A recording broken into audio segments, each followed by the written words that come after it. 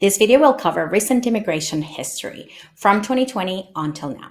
Since the Biden administration took office, there have been some positive changes to reverse some of the harms that were caused under the Trump administration and beyond. However, the road ahead is long to build a just and compassionate system that would really meet the needs of our communities today. Remember the Remain in Mexico policy? Well, during his first months in office, the Biden administration did away with it. And by May 2021, 10,000 people who had been forced to wait in Mexico were welcomed to the US to proceed with their asylum cases. There was also Title 42, which was the health excuse to prevent asylum seekers from coming into the country. And for nearly a year and a half, President Biden continued to use this harmful practice to prevent people from seeking asylum. They turned away over 100,000 people at the US Mexico border before finally stopping the use of Title 42. The termination of Title 42 was also challenged in courts, and much awaits to be seen. Well, early in 2021, border agents encountered nearly 19,000 unaccompanied minors. These are children migrating without an adult family member who presented themselves at the US Mexico border, which tells us that migration will continue unless we fix the root causes for why parents send their children ahead, knowing that the road is dangerous. About 80% of these children have a relative in the United States that could take care of them. However, the US is still choosing to send these vulnerable children to large unlicensed care facilities, many of which have problematic histories of physical and sexual abuse. Immigrant people and advocates were horrified and also had hope for a more humane treatment of children in this administration. Much pressure of immigrant people and advocates caused the Biden administration to reduce the number of unaccompanied minors at the U.S. Customs Border and Protection facilities.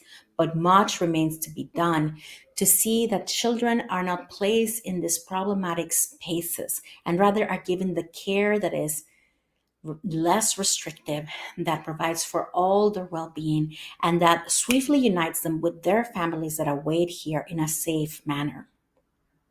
Refugee resettlement was another thing that was slashed in the previous administration. And a few things had happened. An executive order was signed that ended the Muslim ban and the African ban that had prevented people from Muslim majority and certain African countries from entering the US.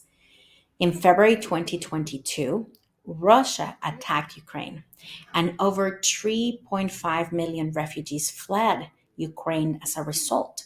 In response, the Biden administration announced that 100,000 Ukrainian refugees will be welcomed to the US. And early in March 2022, they also designated Ukraine for temporary protected status, allowing certain Ukrainians in the US to receive benefits.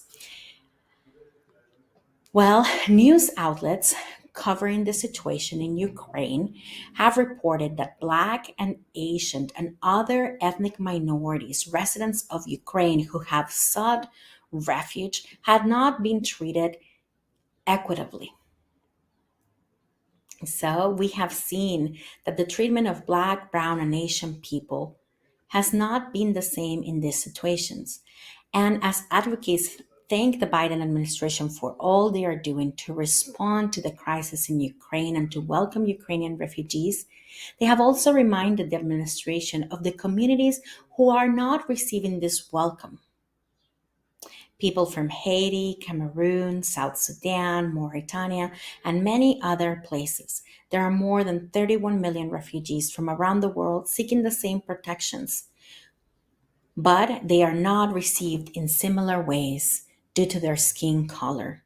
We will continue to advocate for a place where neither privilege nor punishment would be determined by anyone's skin color. Advocates today continue working to hold the Biden administration accountable to extend similar protections to refugees fleeing violence and persecution from these other nations. But what still remains to be seen and what we are hoping for is a pathway to citizenship for undocumented immigrant people. Programs like DACA remain fragile so long as they are not codified into law and protected. Immigrant communities and advocates are also working to restore and strengthen the U.S. refugee and asylum system. While the refugee and asylum systems have provided safety to people from around the world who are seeking protection from danger or persecution for many decades, there are many people who do not qualify to receive refugee or asylum in the US. And we need to expand the list of reasons that people receive refuge and protection to include people who have had to leave their homes due to climate change that was none of their fault, and also those who flee due to extreme poverty. There is much that needs to change in our immigration system. We know that it was set up with some in mind and not others. We know that from its inceptions, there have been ways in which it has benefited those with white skin, those who have money, those who have what we call advanced skills. However, we know that the most vulnerable remain unprotected. Not only do people who are fleeing persecution and who are fleeing dire conditions in their countries are vulnerable, but also people here, families who have been in this country and have been contributing people in their communities are also in vulnerable positions so long as we don't create pathways for permanency. We haven't seen any meaningful action to provide citizenship for those that are in this country for over 35 years.